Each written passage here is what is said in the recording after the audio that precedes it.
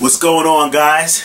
It's your boy Uncle Bootz here today on the Bootz Sports Show. First of all, I want to thank every single one of you for taking the time and tuning in and listening to my sports rants, if you will.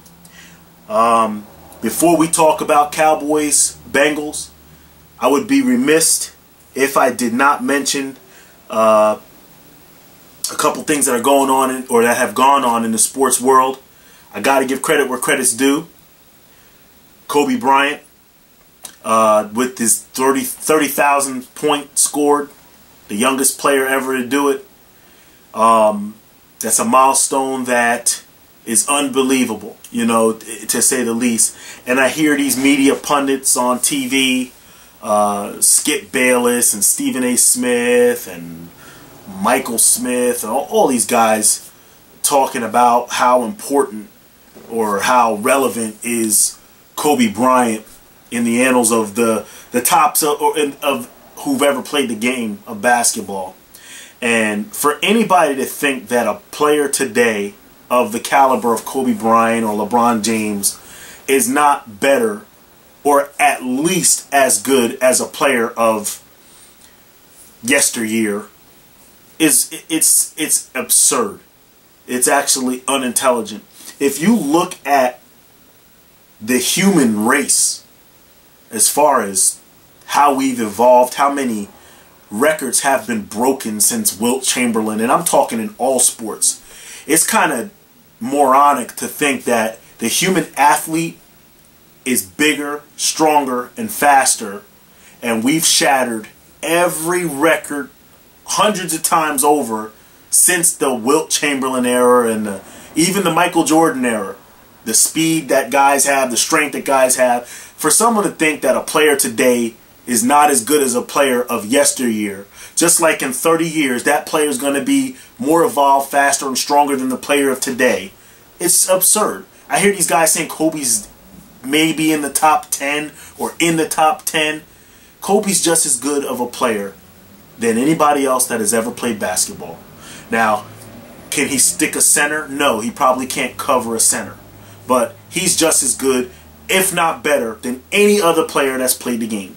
Just like in 30 years, somebody's going to be better than him. It's just common sense.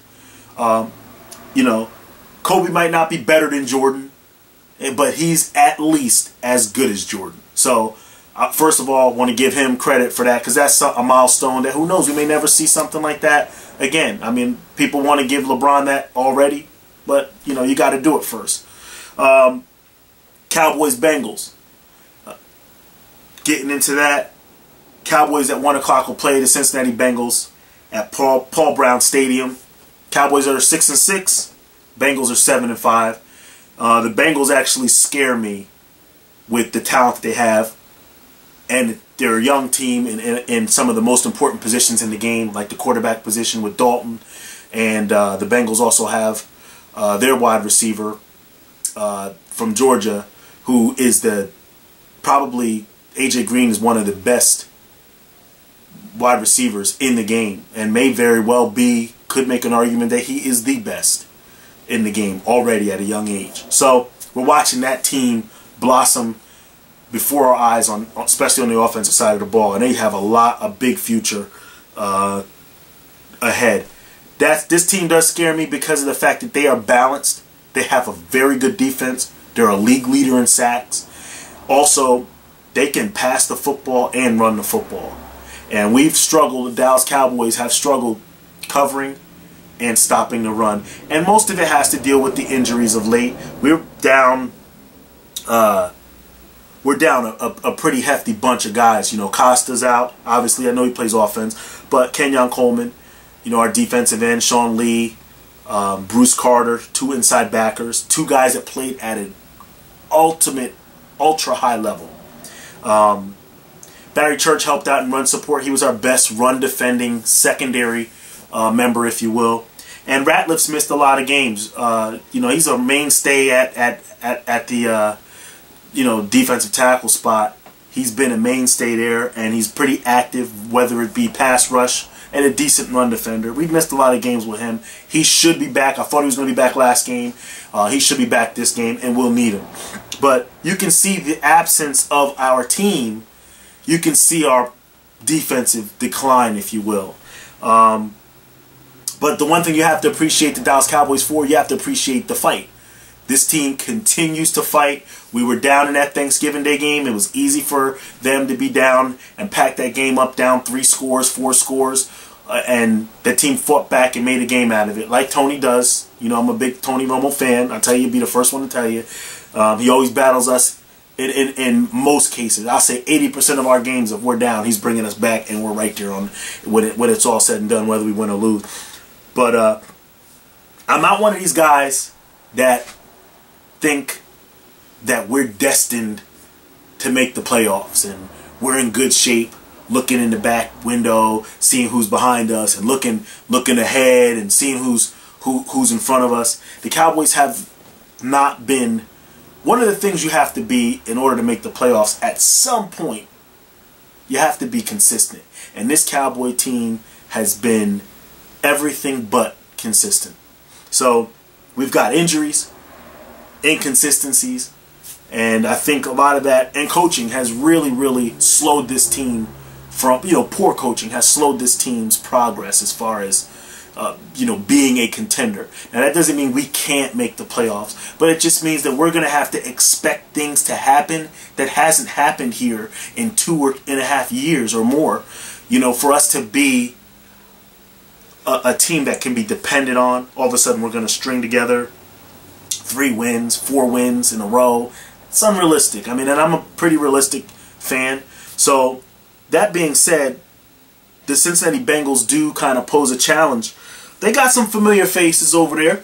You remember Terrence Newman, Kansas State, number 41. He was for the Cowboys. You remember him. He's a member of that secondary and a pretty active member over there with the Bengals. He's playing pretty well. He can't be depended on, he couldn't be dependent on when he was in Dallas because he was always banged up. When he was healthy, he was as good as any corner in the game, but he was never really healthy all the time. It's the way he's built, his speed to power game. He just seems like every time he has to make a sharp turn or there's a collision, he's a very muscular cornerback, and he's a good tackling corner. He just always seemed like his game was just a hindrance to him staying healthy. Also, Pac-Man Jones. He's a member of that secondary with the Cincinnati Bengals, and he's played pretty well for them. I'm surprised him, Pac-Man Jones, and Terrence Newman are able. They're long in the tooth. They've been around for a while.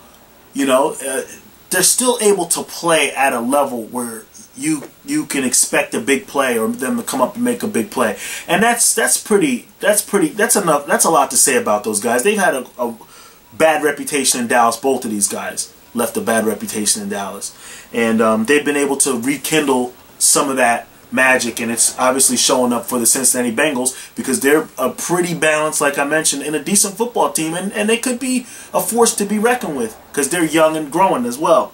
The last familiar face, at least the important familiar faces, is Mike Zimmer, who was our defensive coordinator for the Dallas Cowboys, and a very good one. And a lot of us were kind of, I know, we got short-term memory, so a lot of Dallas Cowboy fans were happy to see Zimmer go when he left because the defense started to look bad. And the change to the 3-4, Zimmer's a 4-3 defensive guy, and him trying to learn the nuances of the 3-4, it seemed like he never really embraced it, and he shouldn't have, because one thing that I believe in is if you're a defensive coordinator and your philosophy is the 4-3 defense, then that's the defense the only defense you should use, the only defense you should feel comfortable out there with, because that's what you believe in. That's a part of your DNA. It's the fabric of what you believe in. So he tried to become a 3-4, and it just wasn't him, So Mike Zimmer, I think he's one of the best underrated defensive coordinators in the business, in the game. In a 4-3, he's as good as anybody out there. He gets guys to play. And he gets guys to play at the highest level that they can play. And doing that with the guys that I just mentioned, Terrence Newman, Pac-Man Jones, those guys are not really on the uptick of their career. He's gotten a guy, a lot of you guys remember, Vontaze Burfict, Arizona State linebacker. Do you guys remember him? Last year he was some rumored to be a first-round pick, second-round pick. Some of these prognosticators had Vontaze Burfict. I know that's a funny name. He does have kind of a funny name, but his name is Vontaze Burfict. That's his name. But he was a high-motor player. Played a little bit after the whistle. Had a little attitude problem. And a lot of coaches kind of shied away from him because he didn't seem to want to play within the confines of the game. And then on top of that, he goes to the combine and runs the slowest 40. I mean, this was probably one of the worst decisions a player's ever made going into the combine, because his 40 time was, he ran a 5.09. I mean, it was just slower and slower and slower to the point where they told him to stop running it basically, and he just bolted out of it and left the combine without doing any other drills. It was disappointing. His draft stock plummeted from, we talked early about the first round, possible first rounder, to maybe a second rounder, to not even being drafted. And I was kind of interested to see where a player of that caliber who plays. And in football, sometimes we get carried away with these 40 times and these 10-yard dashes and these shuttles and some of these long jumps and high jumps and vertical leaps and all that. Sometimes we get carried away with stuff like that, and it doesn't allow us to look at the film and see the player. And Vontaze Burfict was a good player. Well, Mike Zimmer and Marvin Lewis, because Marvin Lewis is also a defensive mind, they got this guy Vontaze Burfict to finally get the last laugh, because we all laughed at him. Every single person who knows football and understands the draft laughed at Vontaze Burfict and wanted no part of him. Well, guess what?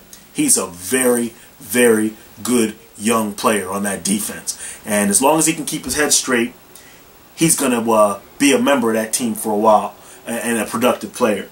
So once again, I like to talk about some of the things that have held this organization back, because right now we're all of us Cowboy fans feel like there's hope and that there's a way and we got a shot, and all we need is the Giants to lose, and they could lose because they're playing the Saints. I hear all the talk.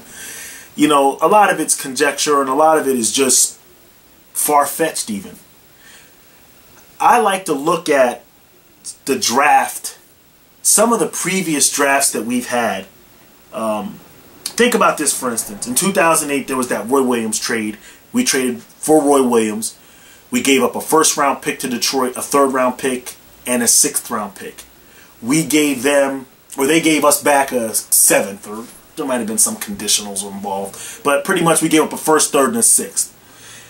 So we had, in the 2009 class, when the draft, because we had given up those draft picks to Detroit, we didn't have a first-rounder. So the draft class was poor. Now, Jerry Jones and company said that 2009 draft was supposed to focus on special teams. That wasn't the design of it. Had we kept, and I know you guys are probably saying, and I say it too, well, we've been drafting well. Look at Bruce Carter. Look at Sean Lee. Look at Des Bryant. Like, we got some guys that, some of these guys are only here, like Tyron Smith, because we didn't draft well a couple years ago. Like, for instance, let's say we, instead of taking the Roy Williams trade, let's say we never made the trade. The Cowboys select Hakeem Nicks with that pick, that late pick that we would have had with Detroit, which he was there. It's not far-fetched. We would have been able to get Hakeem Nicks in that draft. Then if we draft Hakeem Nicks, maybe we don't have to draft Des Bryant in that draft and trade up over Baltimore to get him.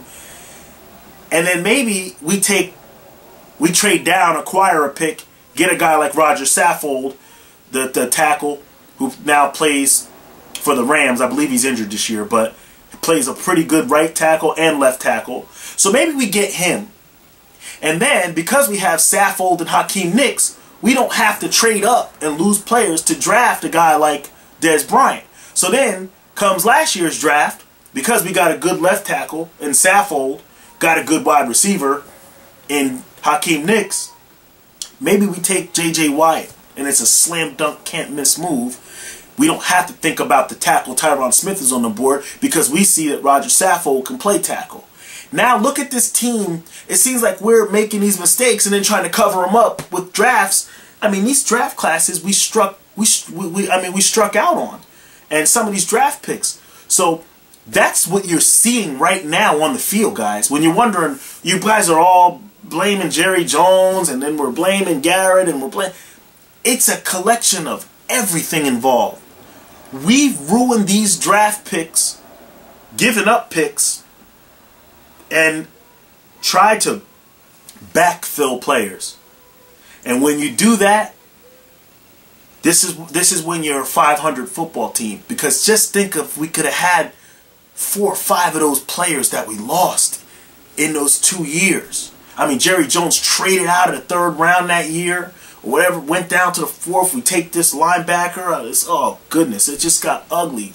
Williams, we took him, and it's, you know, what my point is, when you're asking yourself why this team, because I hear us, I'm into you guys. I'm a part of the community. I keep telling you guys. We ask why this is happening. It's because of these bad drafts. They're showing up. And I'm going to tell you another team who shows up, who it's showing up for. If you want to check out a track record of bad drafts, go look at the Philadelphia Eagles. A lot of this is almost prophetic the way it's happening because the writing's been on the wall.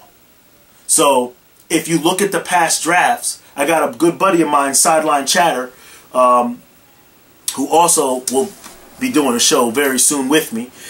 And he's an Eagle fan, and he'll tell you, one day it's going to catch us. It's going to catch up with us because we've been drafting poorly. And when you keep drafting poorly, it shows up. And it doesn't always announce when it's going to show up.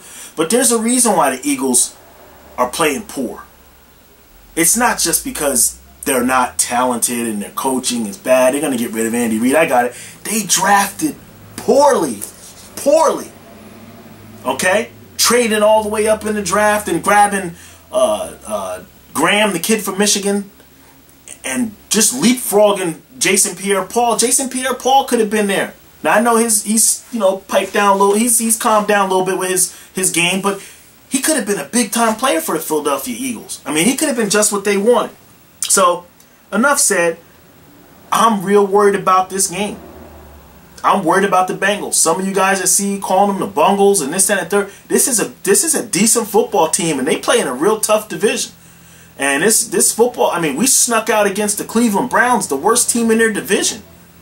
We lost to the Ravens. I mean, we got to hope we don't get swept in this division. And we're going to have to beat an important team, be it the Steelers, in this division in order to make any kind of noise in the playoffs.